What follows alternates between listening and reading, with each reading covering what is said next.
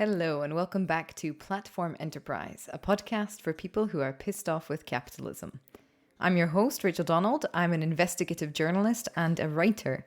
You can find some of my work over at platformenterprise.com, where, importantly, you can also sign up to get these podcast episodes delivered straight to your inbox every week. Please ignore the noise. My cat is chewing in the background.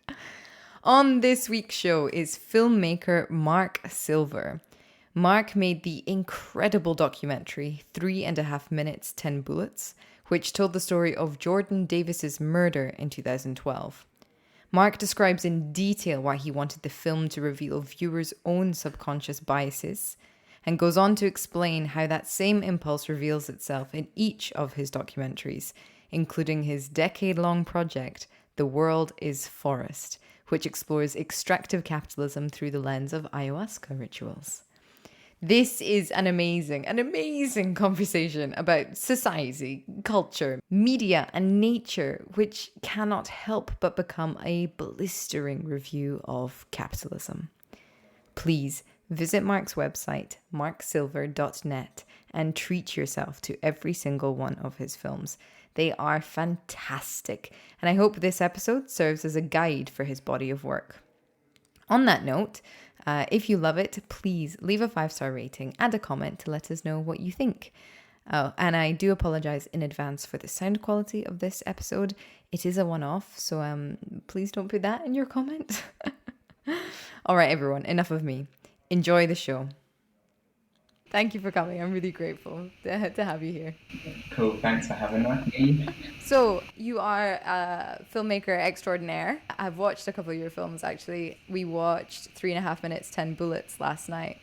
And my partner was like, you're interviewing the person who made this. This is like a real documentary. Can you talk a bit about how you got into filmmaking and why? Yeah, so I can't remember why, but I did a course at Leeds University, which was a sort of sponsored or supported by the BBC. And that would have been, I don't know, I think 1995 through to 99. And it kind of taught me a lot of things I didn't really want to do. And when I finished that, it kind of intersected with the beginning of mini DV, which was like this, relatively affordable digital camera technology that, this big that you could like run around wherever and shoot. And that also intersected with some other stuff which was going on at the time with Reclaim the Streets, which actually is like some of the beginnings of Extinction Rebellion, and this big kind of carnival against capitalism that happened in the City of London. I think The Matrix came out that same weekend. I was also developing a very late night, no money project film about the Burning Man festival back in like 99, and it's the snowball sort of began from there. And what do you think attracted you to this medium in particular? I mean, I think back then it was the sort of potential for, I guess it was this kind of combination of a little bit of a sort of like youthful anarchic vibe, questioning power, having the technology and the sort of means to be able to do that, not really having any sort of aspirations in terms of being like part of an institution or anything, and then with a kind of combination of beginning to sort of investigate and starting to understand like power structures, and then sort of becoming interested, obviously acknowledging the power of that medium and not really wanting to be using it for, to make whatever commercials or like using that power to give people more profit or whatever. I wanted to use that power to sort of just amplify ideas and voices. I guess that's like the combination of all that is how it began, and then just being inspired by a couple of sort of films around the sort of time I was like 16, 18, and it all sort of pushed me into that direction. All right.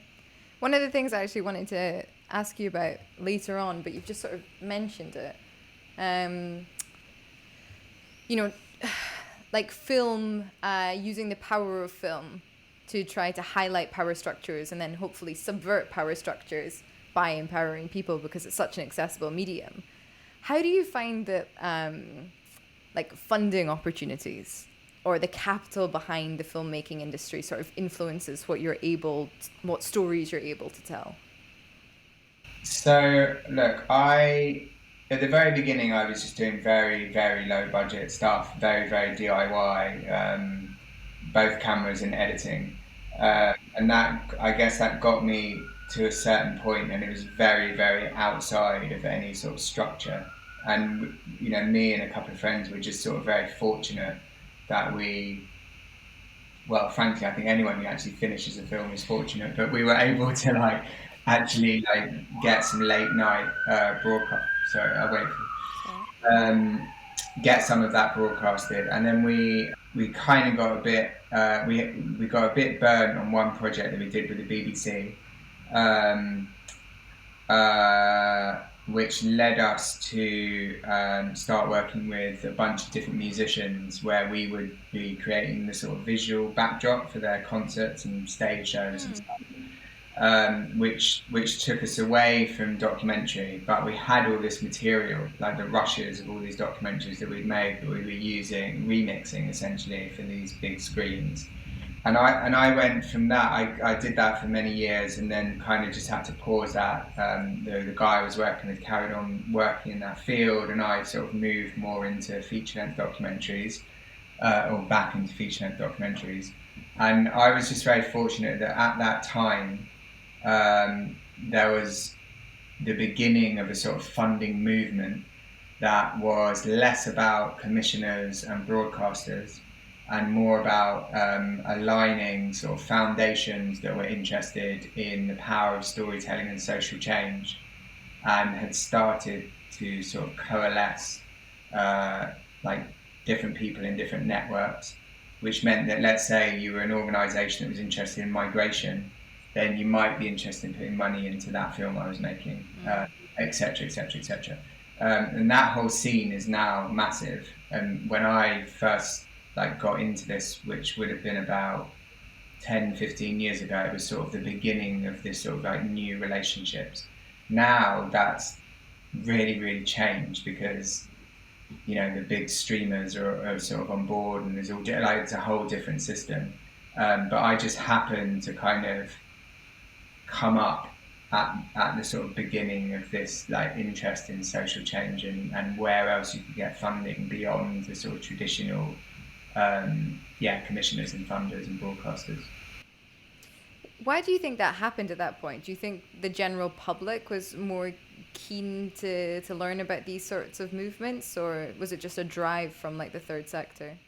Yeah, I think it was a drive of, for me, it was just some really specific people that had a vision. At the time, for me, there were many people, but the people that I intersected with was, in particular, was this organisation that's now called Doc Society, but it used to be called BritDoc. There was the Ford Foundation, who are a massive organisation in the US.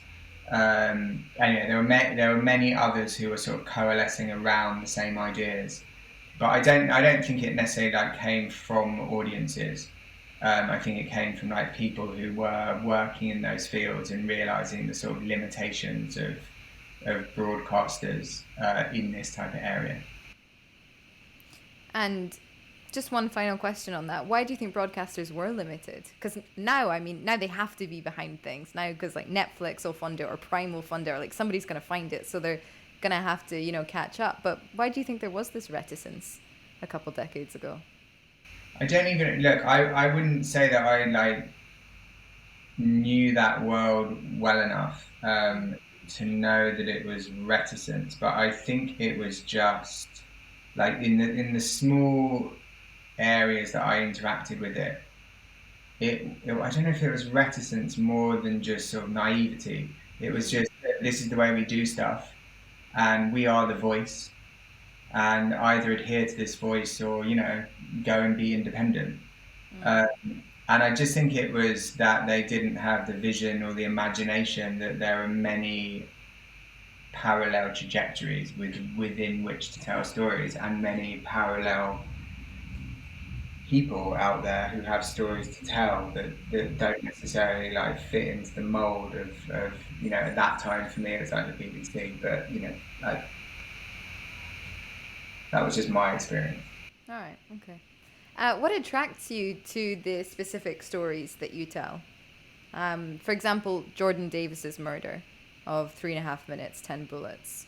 Why that particular story? So in that story, so I'd done a feature-length film before that, which was a hugely steep learning curve. In what way? It was. I don't think it.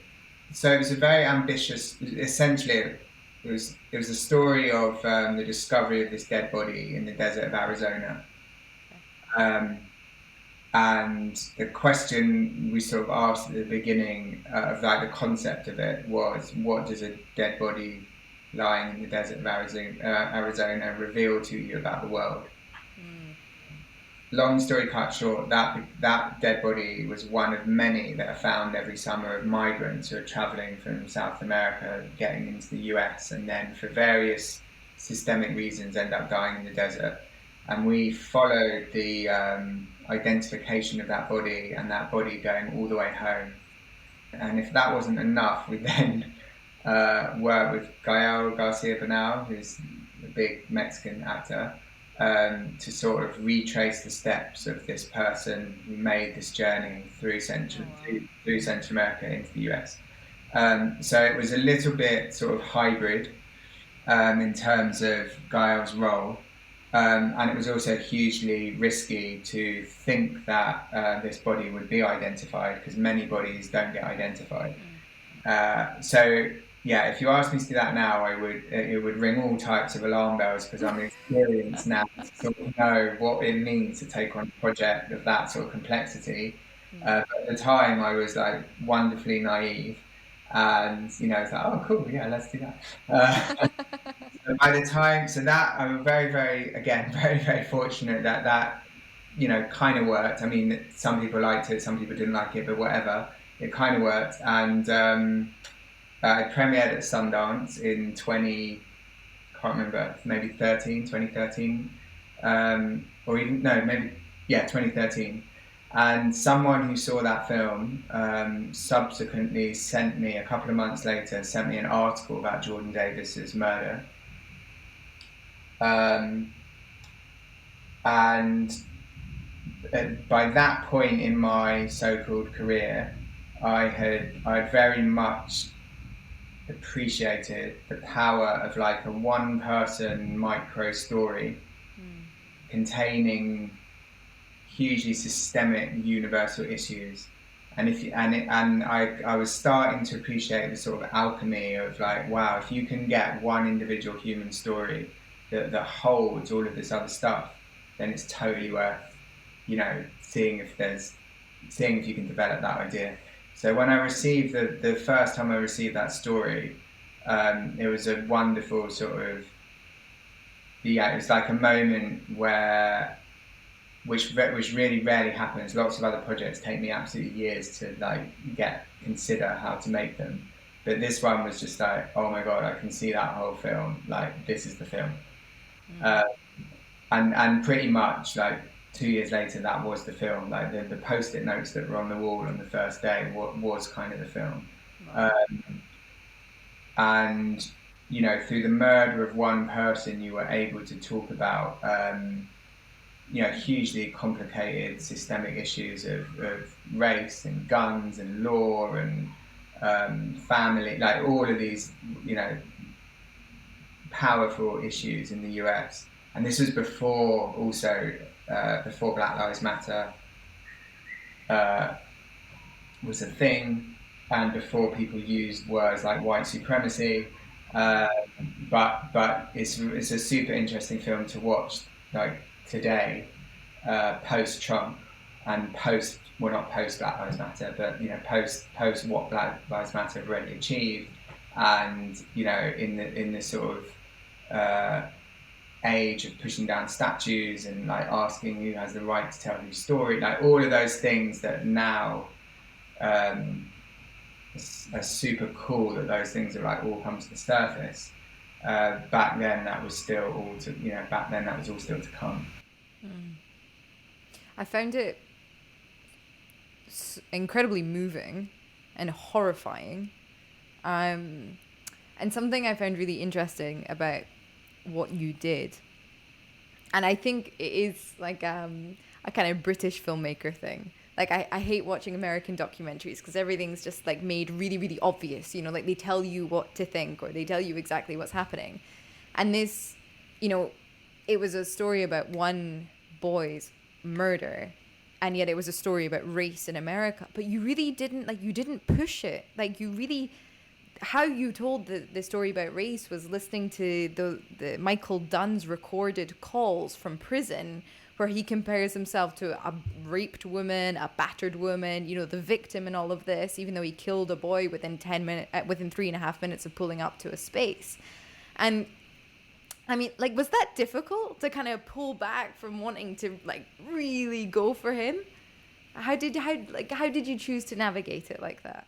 Yeah, so I mean, I work with, and I still do actually. That was the first film we made together, but I still work with him, the editor, whose name's Emiliano, who I would say is very sensitive to not over sentimentalizing anything.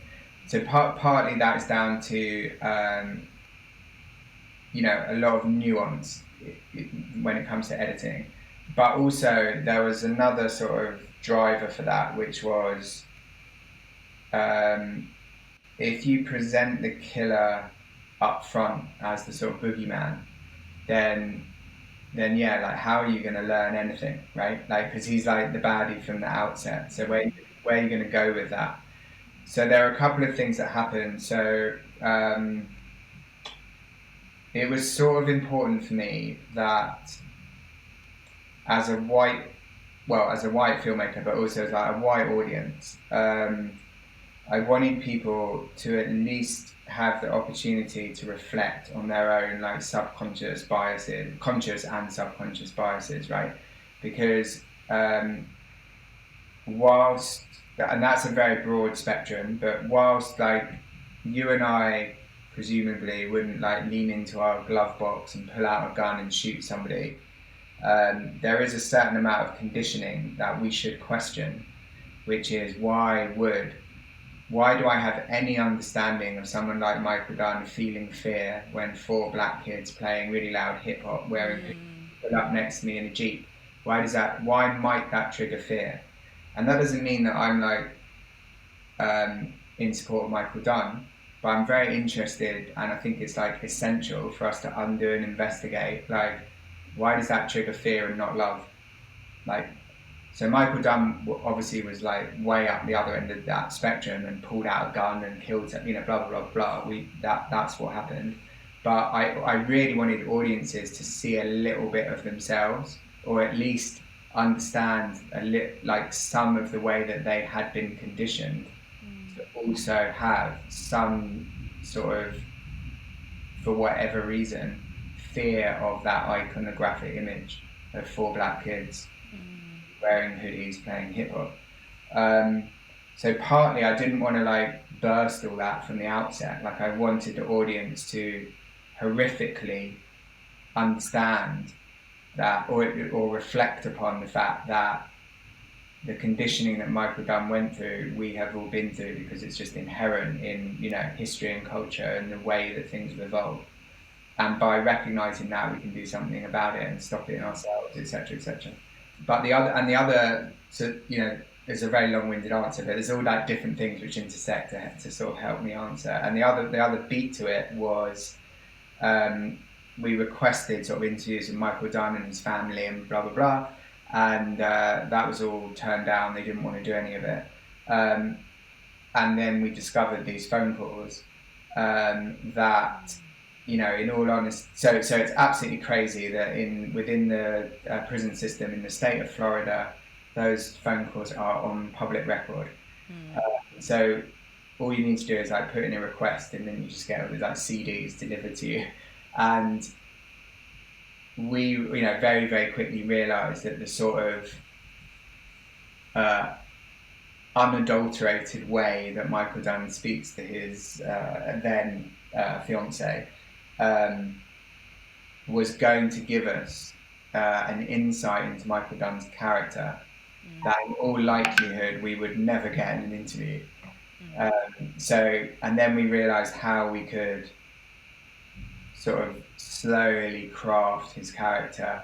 And then what I also was interested in doing was like putting us, the audience, making us almost feel like we were the jury. And in that sense, like come to, like you said, like I don't want to be told everything up front, like in a sort of like US document. Like I wanted you to be able to like sit there almost as a jury member, collate all of this information as a jury member does, and then like reach your own conclusion. I mean, that was definitely what was happening during the process. It reminded me actually of The Staircase, the Netflix documentary. But I mean, that's told over like 21 episodes or something. You know, it's a mammoth case, and yet you did it, you know, in like 2 hours. Adequate sort of interviews with the family, interview with the friends, and then the courtroom stuff as well. And it was a drama. Like when the fiance came on to say that he hadn't said those things, I mean, we were like this in the telly, like, oh my god, no way is she doing this, fuck. But I just, it made me think about so many things. I mean, subconscious bias, definitely. Like I was thinking, okay, how would I feel if I drove up to, now I'm never going to pull out a gun, I was raised in Scotland, you know, that shit just doesn't happen, but would I feel a kind of fear? And what level of fear would I need to feel in a culture that really plays on people's fear of the other in order to then like want to defend myself or whatever? If I was in that culture where that was actually celebrated and encouraged, you know, what would happen? It made me think a lot about the performativity of our legal system as well.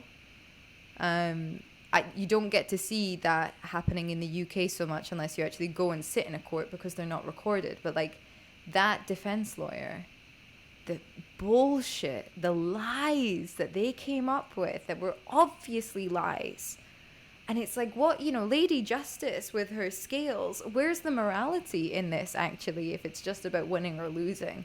And was that the case when law was created? You know, that's where I was going in my head watching. Oh, that's an amazing point, because I had exactly the same experience when I was in the courtroom shooting it, and it was exactly that. I literally was like flabbergasted that the legal, you know, at least in that time, it felt like, hold on, like justice, so-called justice, is sort of only based on who's the best storyteller. And he was a good storyteller. I mean, I obviously hugely disliked his story, but you can't deny he was a very good storyteller. Oh God, definitely.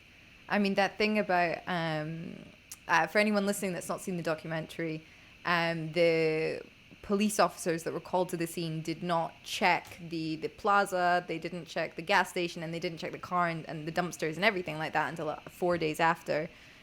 So Michael Dunn, the defendant, and his lawyer concocted this absolute bullshit story about having perceived a barrel of a gun in the car, which would have been his quote unquote then self-defense. And it reminded me of the weapons of mass destruction, you know, like the unknown unknowns. It's like, I'm looking for something that I have no reason to look for this thing that might not exist. Yeah. And also, again, like when you watch that now, that kind of feels normal today because of our sort of like post-Trumpian fake news madness. But back then, it was, again, like it just felt like, whoa, to me, that was like my first experience of sort of like the power of fake news. Oh yeah, that's interesting actually. I mean, the power of narrative. Yeah. But like the gall to stand up in court and to lie and to just dance your way through. It's, you know, it's like Chicago. You've seen the musical Chicago Yeah. with Richard Gere and his razzle dazzle them routine. Like, it was exactly that. And it's, I mean, it's so if you're thinking about putting somebody back out on the street, like that case, and like so many cases, if it's about somebody's like racial prejudice that allows them to shoot a teenager and then leave the scene and only kind of vaguely hand themselves back into police to just explain their actions because they feel so justified in their killing of another human being because of the color of their skin. Like, it's about putting that person back on the street, and this performance is what is going to decide that. It's terrifying. And I don't know if it's like as bad in the UK or in other legal systems, but I mean, Florida's like, isn't Florida the state where they let Ted Bundy go up and defend himself? Really, I don't know. Yeah. Yeah. Yeah, I think so. I think that's where he ended up, and he was his own defense lawyer. Yeah, nice. One thing I wanted to ask you, okay, so you were there, you were filming during the courtroom. Obviously, you were there as a media person, a documentary maker, but a member of the media, to tell this story. How did you find that the American media treated this story? Well, it had come just after the Trayvon Martin case, but also I think, if I'm right in thinking, I think Zimmerman was acquitted maybe about 6 months before this case, before this case went to court. So I think they were very kind of primed, and also that was also in Florida, like an hour away, I think, or a couple of hours away from where this took place in Jacksonville. And there was, there's a scene where Trayvon's dad, or Jordan's dad, is telling this story about Trayvon's dad calling him and saying, "Welcome to this club that like no parent wants to be a member of."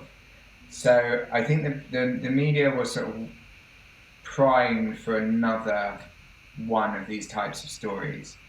And I must say, like, the journalists, certainly the local journalists that I met, and I was in and out of Jacksonville, I can't remember how many times, but many times over a few months, that obviously they have to present in a certain neutral way, just being like news media, but certainly like off camera, they were completely in support of Jordan's family, and completely against, as you rightly said, like the bullshit of the storytelling of Michael Dunn and his lawyer, and I think they were just as happy as anyone else when without ruining the film, but when eventually sort of justice was done.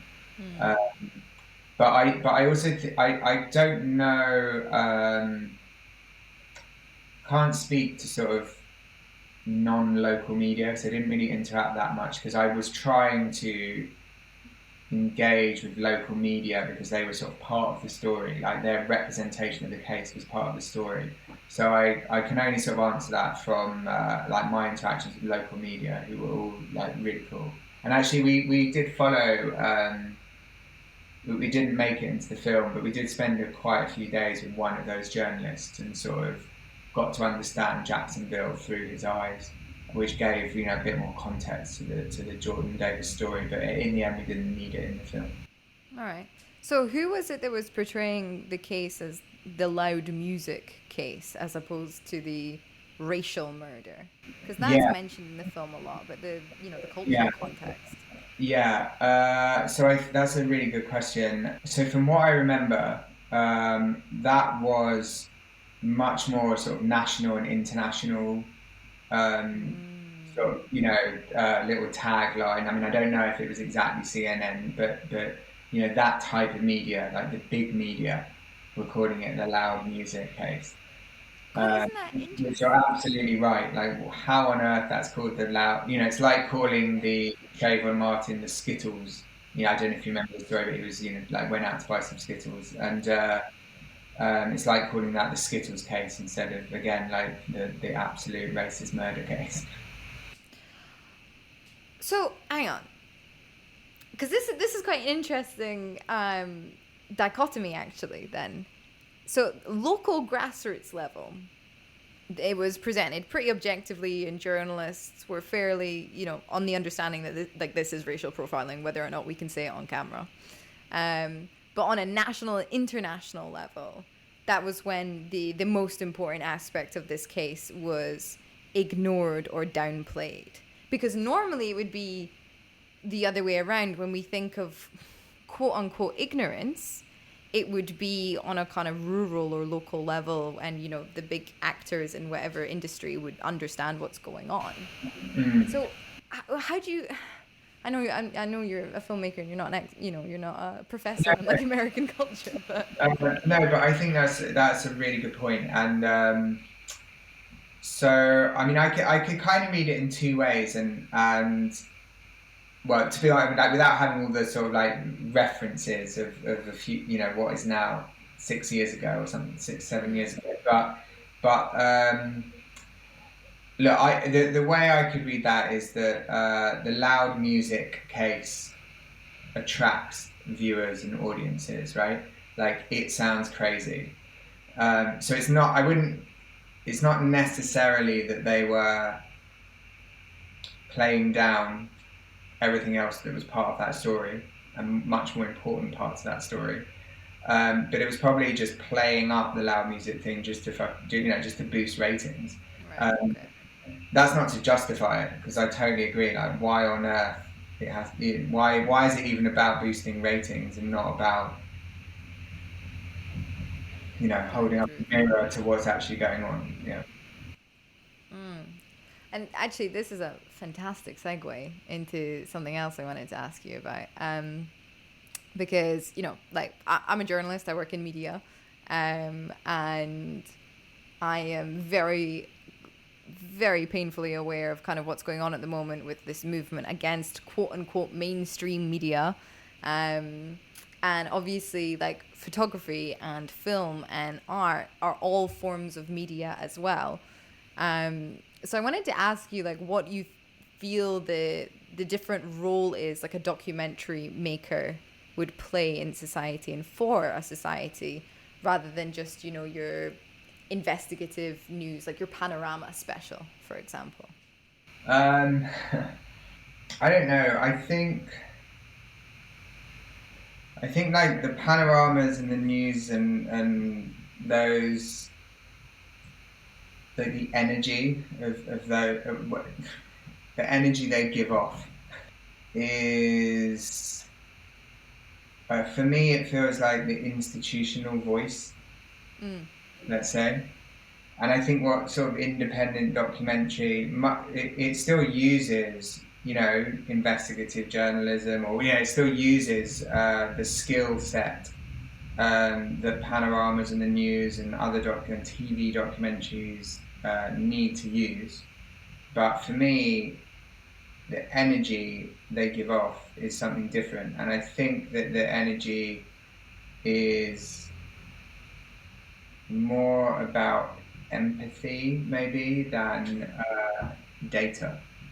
Like, I find like the news and sort of straight, so to speak, documentaries is just about the exchange of information, which is not, don't get me wrong, I'm not against, that's a necessary thing. It's just not what turns me on, but it completely has its place, of course. But when I think about the things that, if I want to be informed, I read books, or I look at stuff on the internet, whatever it is.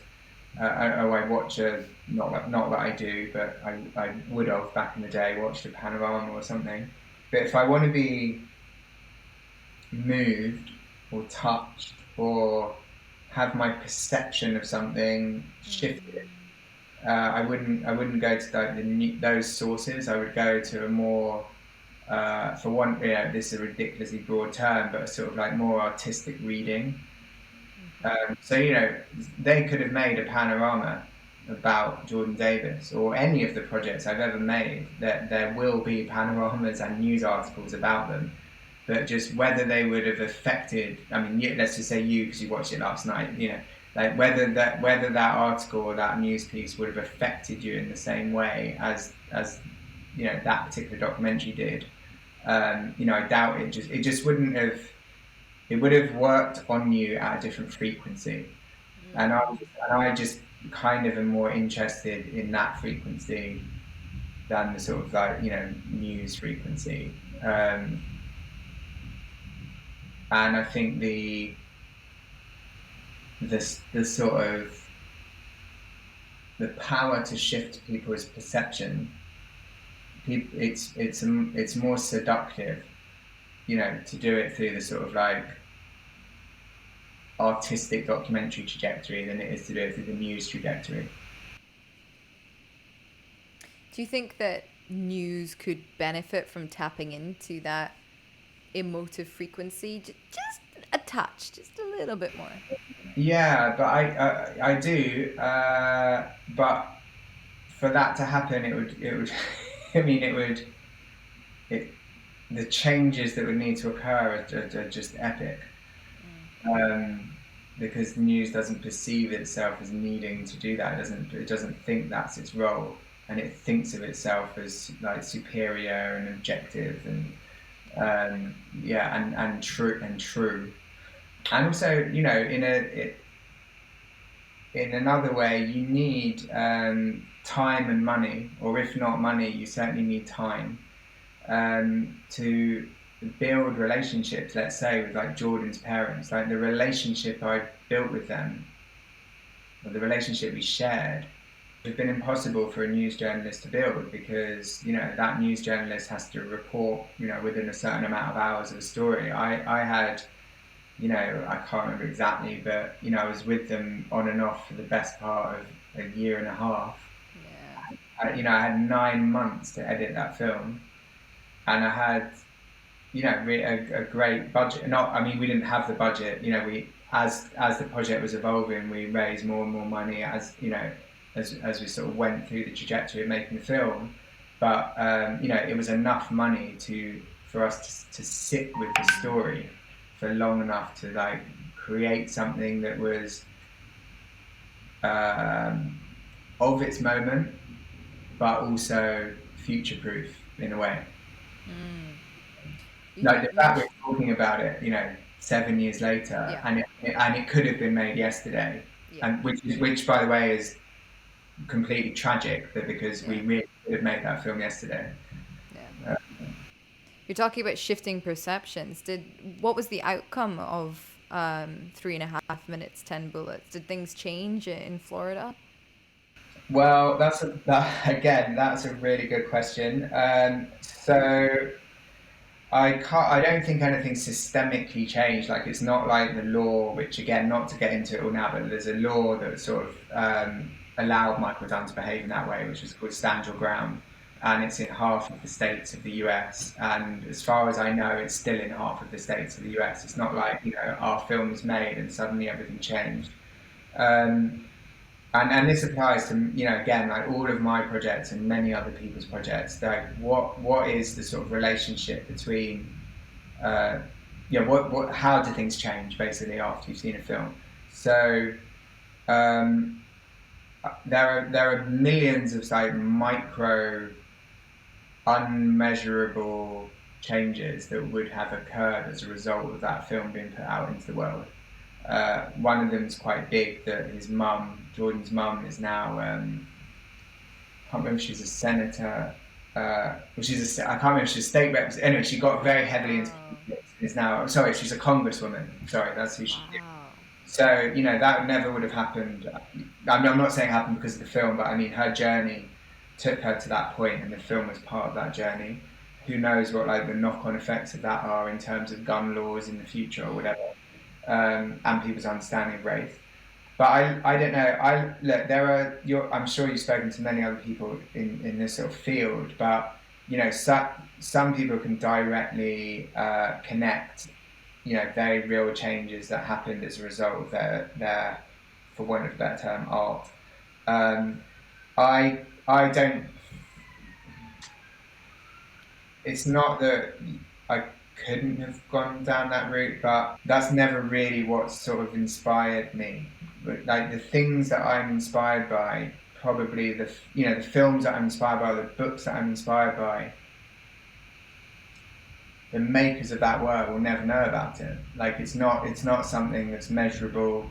There's stuff that I experienced at 15, 16 years old that I still completely understand, drive me 30 years later.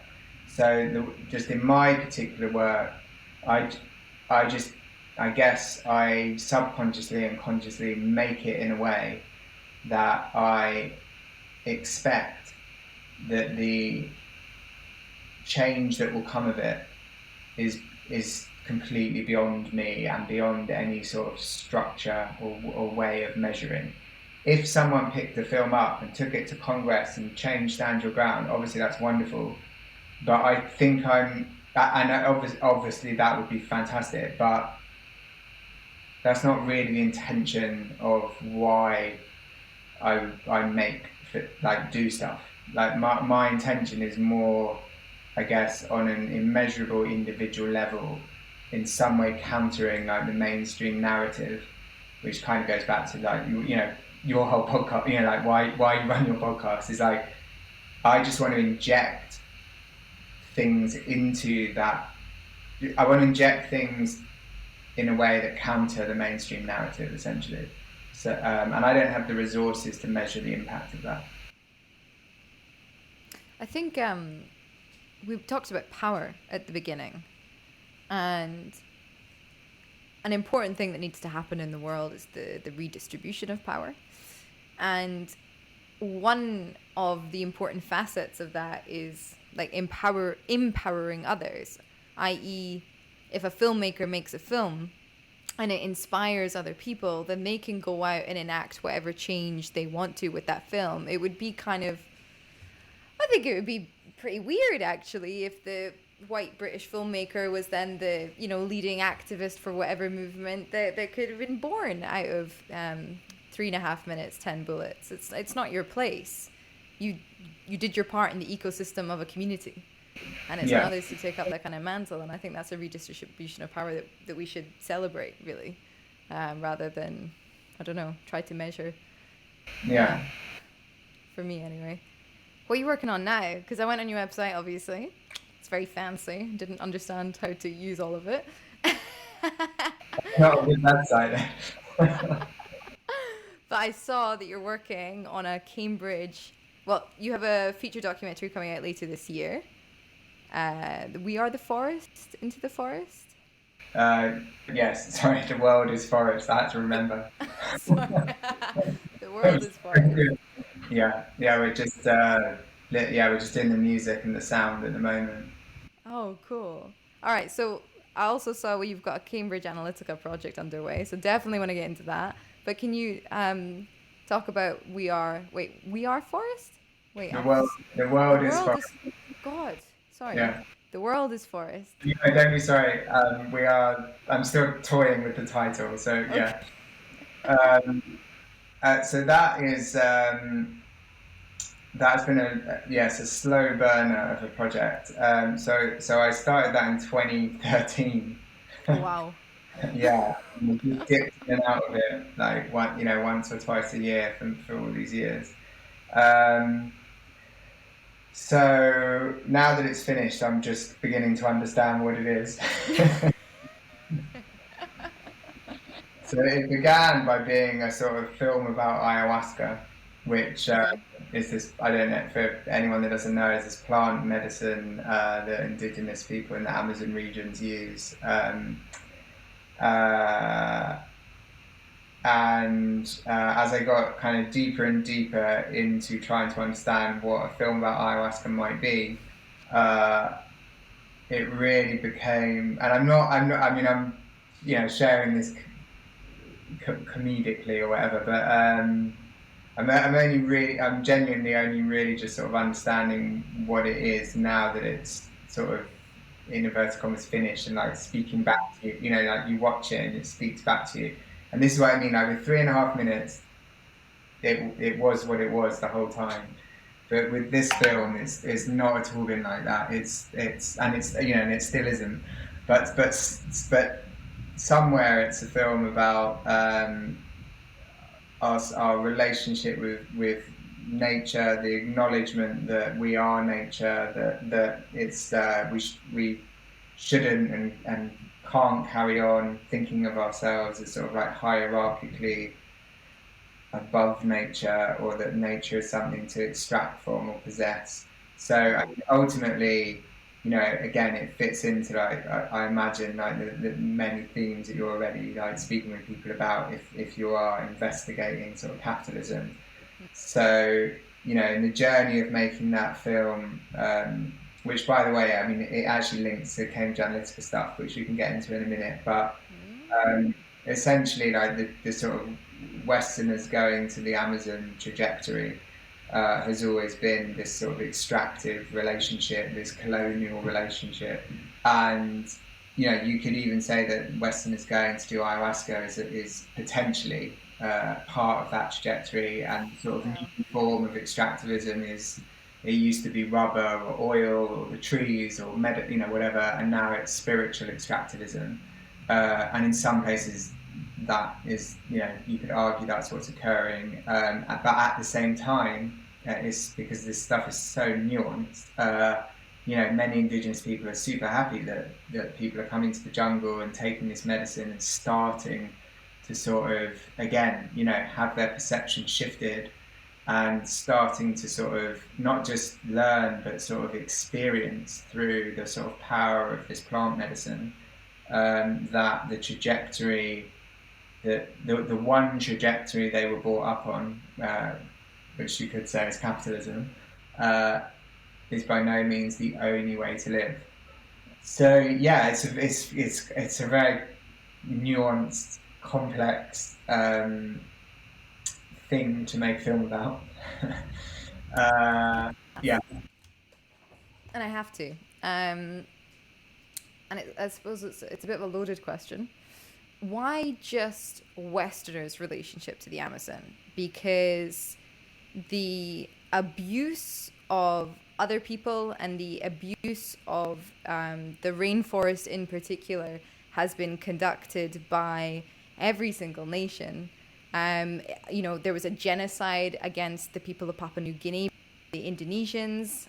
Still today, the Malaysian government literally kicks out its own indigenous people and burns down their settlements in order to sell off the rainforest to oil palm companies or whatever. It's not just a Western problem. No, absolutely, and you're totally right. Like in all those countries like Brazil, Peru, Ecuador, you could say exactly the same thing. So you're right. So when I refer to Westerners going, I mean Westerners who are going to retreat centres to drink ayahuasca because for absolutely legitimate reason, because they have a trauma that Western medicine couldn't help them with, so they, for whatever reason, found out about this other form of medicine. In terms of, like, going back to your point, that yes, in terms of the sort of types of people who are in power, who are, destroying, extracting, etc., from the Amazon, I would say that mindset was brought to that part of the world in the time of colonialism. Okay. And that has, like, in the way that capitalism it happens everywhere. That has, in the same way, it eroded other ways for us in Europe other ways of being for us in Europe. It just went to South America back in the day and eroded other ways of being. So then now, hundreds of years later, have someone like Bolsonaro, who is, the worst type of, racist, misogynist, anti-indigenous, extractivist, natural resources are all that matters, etc., type of character. But you could say that's the sort of pinnacle of you know, extractivist capitalism, is like playing out through the person of Bolsonaro. So yeah, you're right. Like the power structures is not about just Westerners. That's just the power of sort of like global capitalism, you know, corrupting any other worldview. But equally, like in the particular film that I'm finishing, it is actually the story of sort of two people. So one is people like us going into the jungle because of whatever trauma they're carrying, and either healing or not being healed. And the other is this indigenous. Well, it's always one character, but an indigenous guy representing this community who is coming out of the jungle to go to places like the COP, climate crisis summits and things like that, to speak to like bring the knowledge from the jungle to these areas of capitalism, and sort of show or try and share and teach that, you know, if you carry on this way, it's going to lead to all of our extinctions, not just us indigenous people, but everyone. Because we the indigenous understand how to live with the world in a way that is not going to lead to its destruction. Whereas you, the extractivist, with an extractivist mentality, are basically suicidal. You're like, whilst you might gain in the short term in terms of profit, you know, if you think with like an indigenous mindset about future generations, your modus operandi is ultimately suicidal, because you're destroying everything. What a fascinating conjunction. Yeah, to have done both, to have explored both. I actually have a particular interest, personally. It's kind of like a love to hate thing of this, you know, fucking, sorry, my mum listens and she hates it when I swear, but like fucking off to Peru and taking ayahuasca in the jungle to like fix yourself. Yeah. It really drives me mad, actually. So could you, but I don't have any experience with it personally. I don't know anybody that's done it. I just know it's like a big thing for like quote unquote spiritual influencers, you know, to do. Yeah. Could you talk about any nuance that you found? You know, like, is it actually creating an economy for, you know, local people? Do they enjoy having visitors that are seeking healing? You know, what's really going on behind it? Not to ruin the film or anything. No, these are all questions that were part of the reason it took so long to sit with. So I would look in this particular project. There are, I mean, it's the same with absolutely anything, but in this particular project, there are multiple truths playing out all at the same time, right? So, someone I work very, very closely with in the Amazon, who is she's half indigenous and half European, but anyway, she's strongly, you know, like her way of understanding the world and where she's lived and everything is super indigenous. And you know, not to put words in her mouth, but she would pretty much say what you just said. Like, this is not something which, like, you know, tourists should be coming and messing with. This is something which which is deeply part of a way of living and seeing the world, and to just take the ayahuasca part of it and ignore the rest of the circle, that, you know, like the pie, you know, like the pie, just taking that piece of the pie and not living by all the other parts of the pie is insulting. That, on the other hand, there are other, you know, indigenous people I've met who, yeah, their livelihood now depends on it in a positive way. Like they are using that money to like educate a new generation of young people, so that they learn the ways of the elders and they don't migrate to the city, which is, you know, Right. where they make money, and etc. etc. And equally, some of the visitors, what they call pasajeros, if you don't want to say Westerners, like, because it's not just Westerners, but the pasajeros, people who drink the medicine. You know, I have some of those people I can see go back into a hyper-capitalist sort of environment, a social influencer, blah blah blah, LA, type lifestyle, and their capitalism is in some way enhanced by the cleaning experience that they've had in the jungle, whereas other people have completely transformative, experiences, and hugely traumatic things that have happened to them that have driven, the whole direction of their life since they were kids. They have been able to see in a vision, in a completely different way, and by seeing their past differently, it has inadvertently changed the way their future will play out. So all of that is going on. All of that is going on. And if anything, I think a little bit like, I mean, if going back to the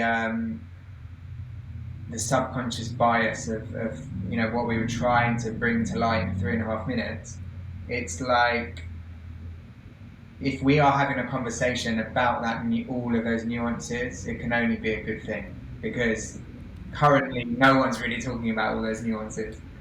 And the fact that it triggers a conversation about those nuances, I would like to think, I mean, look, the film's not out, and maybe no one will want it anyway, and all the rest, some films just don't, and maybe it'll just be, I'll send you a link and that'll be it. But I'd like to think that, yeah, people will reflect on all of that, and there are retreat centres that are mindful of all the things we're talking about. So obviously, I would be like, maybe go to that retreat centre because that other retreat centre doesn't consider any of these things, or So yeah, it's really, really nuanced, and at the same time, on an individual level, I've like journeyed through that since 2013, some of that world, and have drank ayahuasca like many times in the process of making the film, and have had, not that I would like shout about it, but yeah, it's transformed the way that I meet things and relate to things, and understand the sort of relationships between like the past, present, and future, and many things. It's been hugely. If I mean, I don't know obviously your upbringing, but I'm just making a presumption, that we broadly had a similar upbringing, in the sense that we were living in a Western capitalist blah blah blah society, that I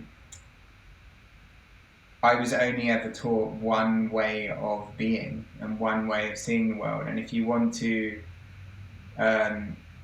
unlearn any of that or look elsewhere to find other ways of being, I would say, in my journey or my experience in parallel to making that film, it was probably the most powerful other way of seeing the world than what I was brought up on.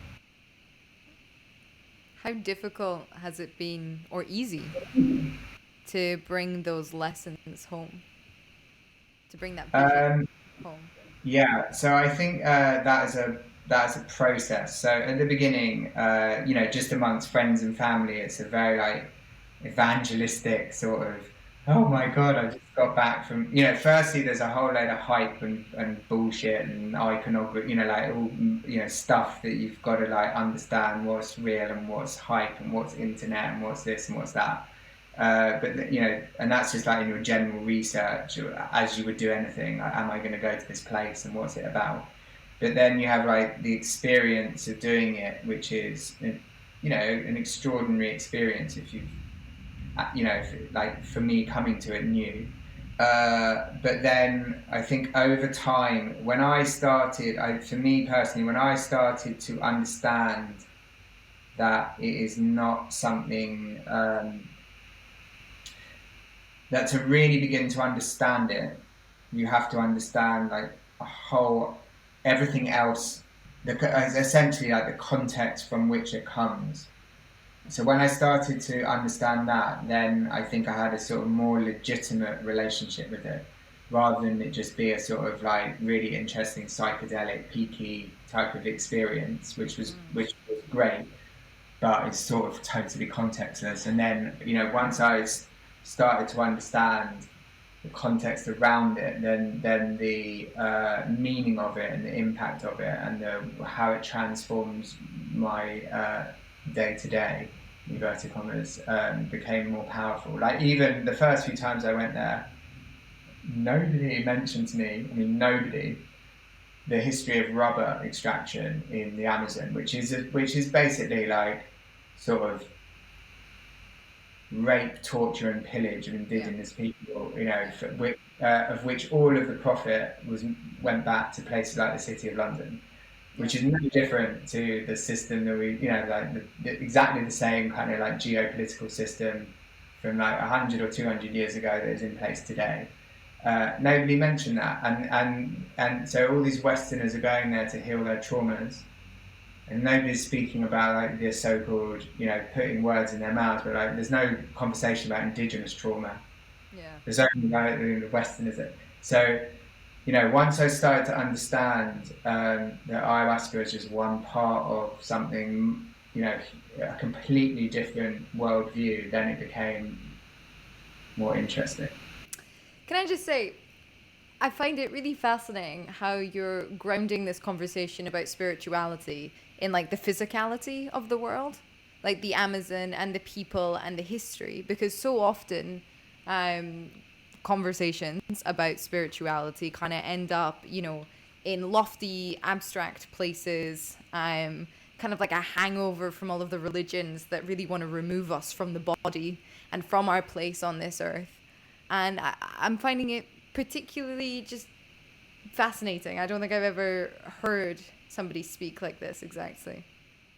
Well, I mean, that's equally, I don't think I knew I spoke like that. So, no, no, but I can see what listening to you, I can see I can see what you mean. So that is really interesting. And vital.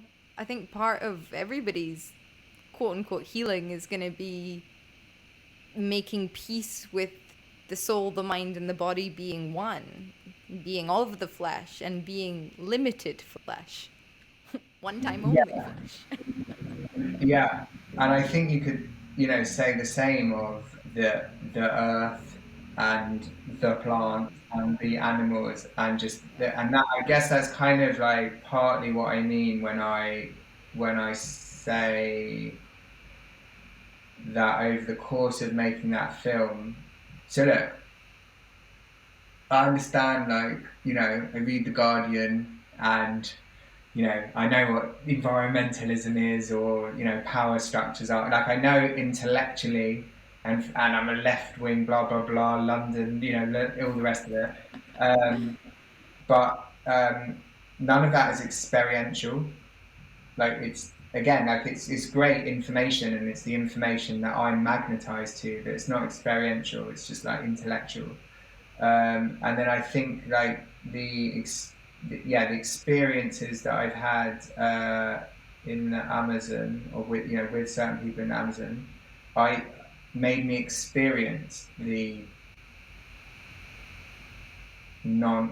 idea of like the non-hierarchy of it all, like that it is that we are part of this ecosystem, and I guess I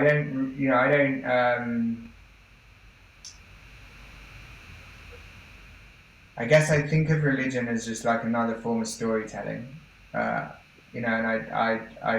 I think of religious people as just like people who believe in a certain type of storytelling. I don't.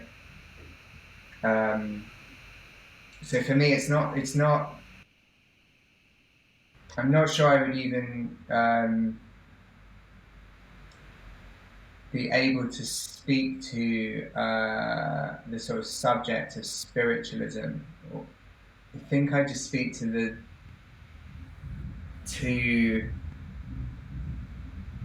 the sort of trajectory of this sort of trajectory of colonialism, extractivism, capitalism, and all of the narratives that came from that about how we should live, and how destructive that is in the plethora of, a huge spider's web of ways, and that is disconnecting and severing on all again, like a whole, on all different frequencies, from the personal, from the body to the world, to the earth. Yeah. And some of that I experienced with ayahuasca, and some of it I just experienced, in the context of ayahuasca. Yeah, the severing of social relationships, And then I mean, this, not that I want to segue if you don't, but you could segue now to the world of data and Cambridge Analytica. Let's do it.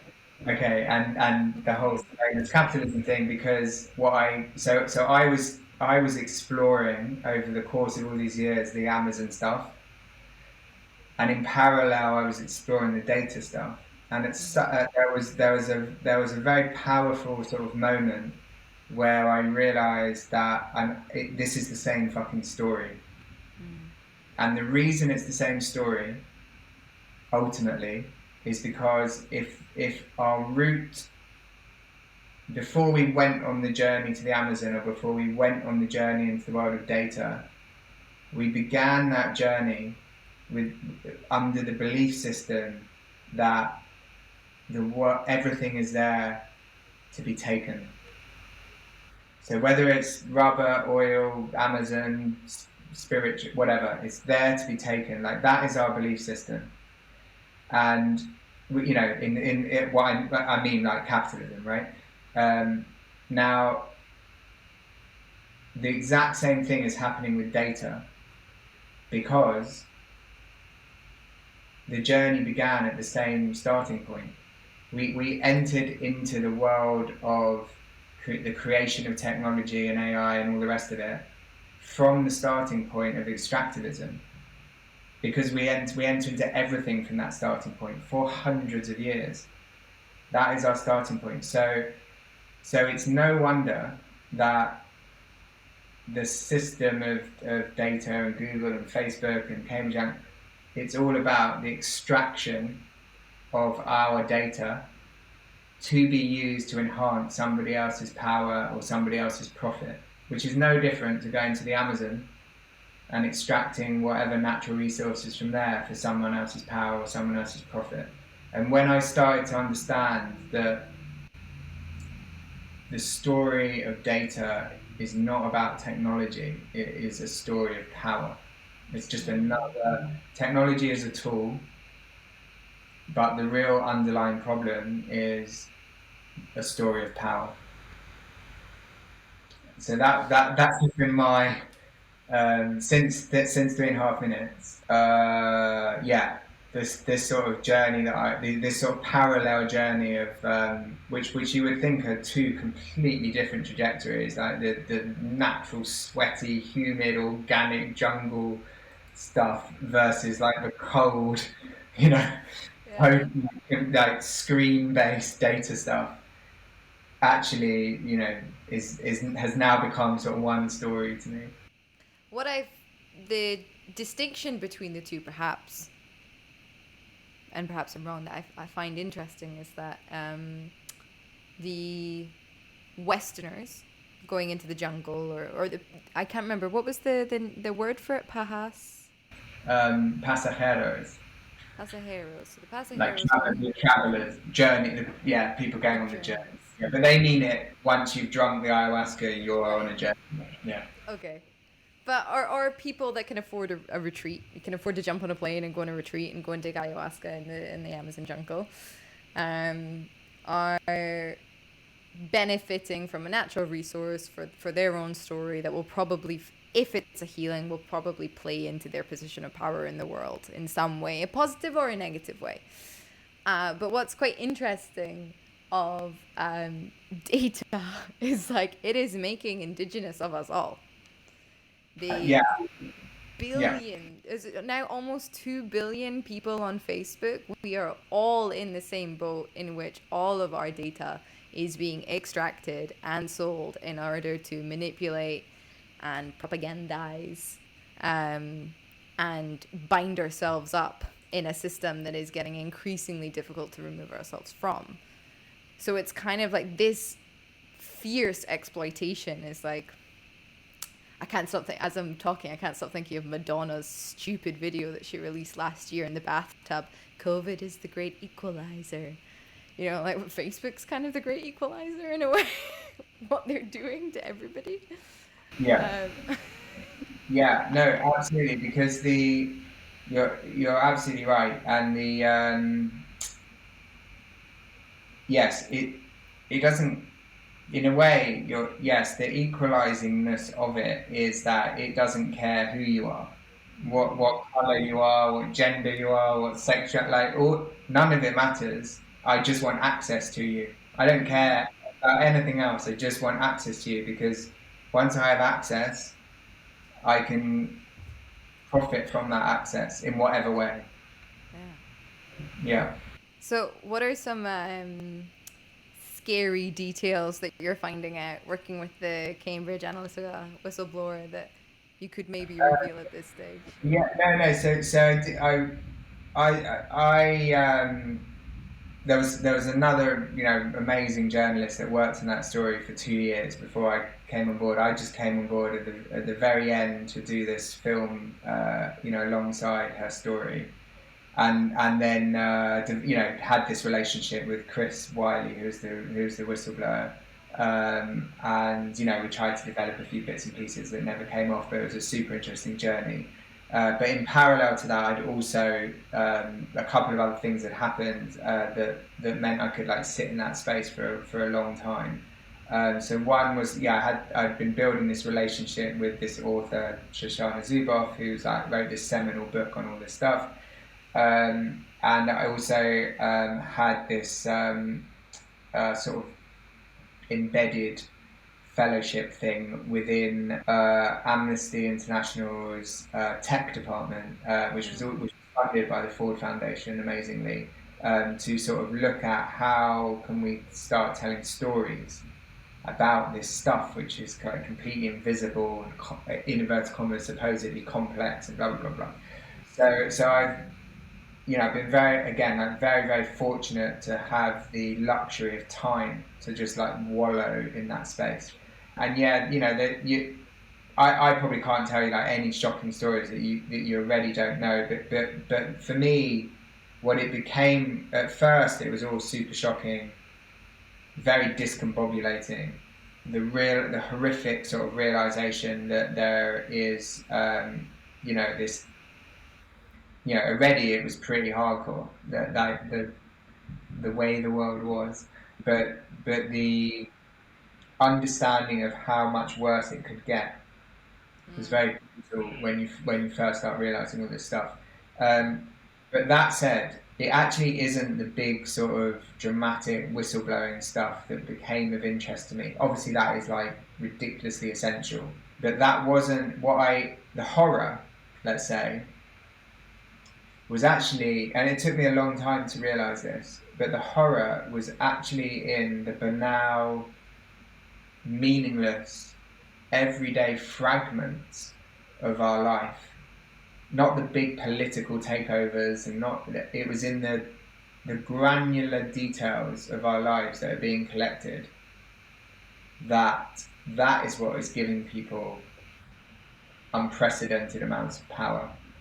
So there was this very irrelevant story I got told once by the head of data at one of the big supermarkets in the UK, who I happened to be chatting to in a playground where my daughter was playing after the Cambridge Analytica story.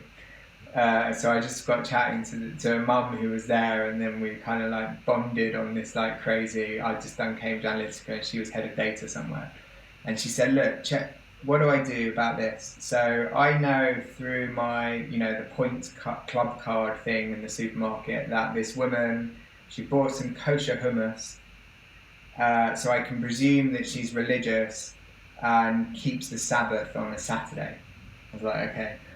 And then she's like, but because we own lots of other companies and data streams and blah, blah, blah, blah, I also know that most traffic accidents happen on a Saturday. And this woman doesn't drive on a Saturday because she's religious, and on the Sabbath she's Jewish and she doesn't drive. So shall I offer her cheaper car insurance because she's unlikely to have an accident on a Saturday if she doesn't drive? So, I can decrease the cost of her insurance. What do I do? Is that ethical or unethical? And that was just one, and that is a nothing. That story is because of a tub of hummus in your fridge. Yeah. Okay. When I started realizing that imagine how many billions of interactions they are accumulating with the intention of shifting your behavior in the future. And when I saw it like that, instead of a big news scandal kind of level, I actually found the accumulation of that granular information about my tub of hummus more horrific and more abusive than the big data scandals, because that's, as you said, that we are all now this raw material from which to extract from, and we know nothing.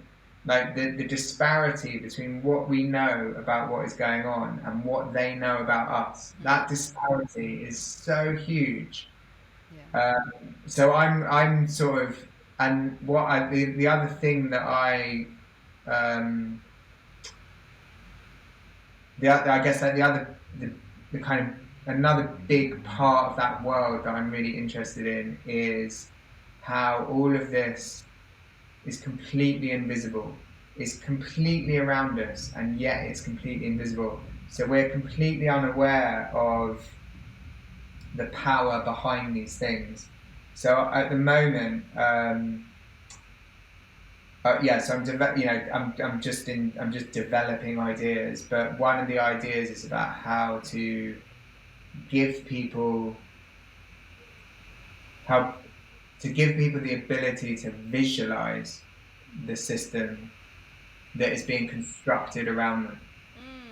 Because if you can't like see it and name it, and if it's not tangible, which, by the way, all of the language of tech companies implies that none of it's physical and none of it's tangible. It's all about the cloud.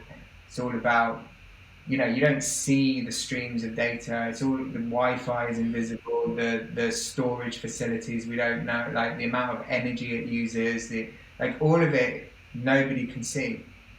And I think it being supposedly invisible is clearly of benefit to those that have the power. So part of what I'm interested in doing is bringing visibility to this. I'm thinking of Orwell's 1984, and how he managed to portray the reach of a surveillance state by having the telescreen in the room that sees you wherever you go. There's no blind spots. By having the paper, like people working at a newspaper desk, taking out the old information, putting in the new information, rewriting history. It was because it was visceral. It was because you could imagine it. And maybe that's exactly how we've kind of let this horror in modern life happen, because as you've astutely, perceived, it's completely invisible, supposedly. And how can something so powerful, how can none of us see it? It's literally in the process of like taking over democracy. And none of us can, a few people, but the vast majority of us, we can't even argue about it because we can't even see it. So I just got to a point in all of this research and development, and whilst I'm hugely appreciative of being involved in things like the Cambridge Analytica story, which was one of the most mind-blowing, exciting periods of work that I've ever done. When I had this completely other end of the spectrum hummus conversation, it really woke me up. Well, the thing is, it makes you question what do we value as our values?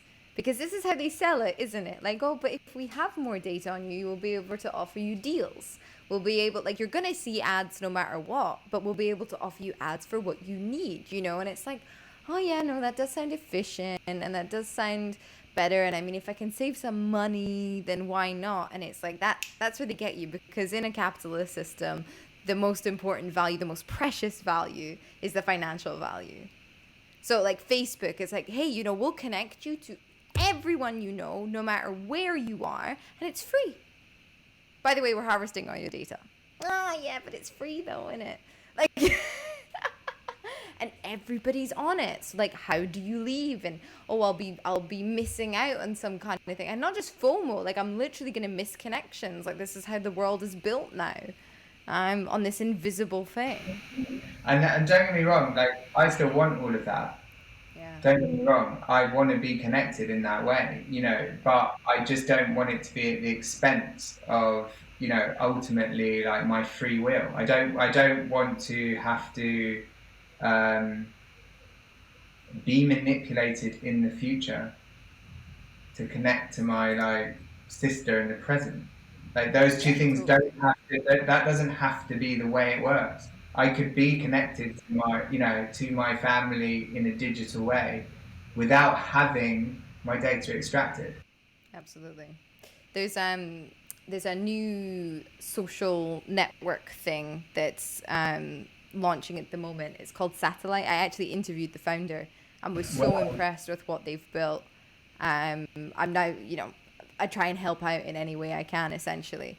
And they've coded an algorithm that prevents echo chambers. So it's all about organic reach and diverse reach, as opposed to just the same people interacting with each other over and over again.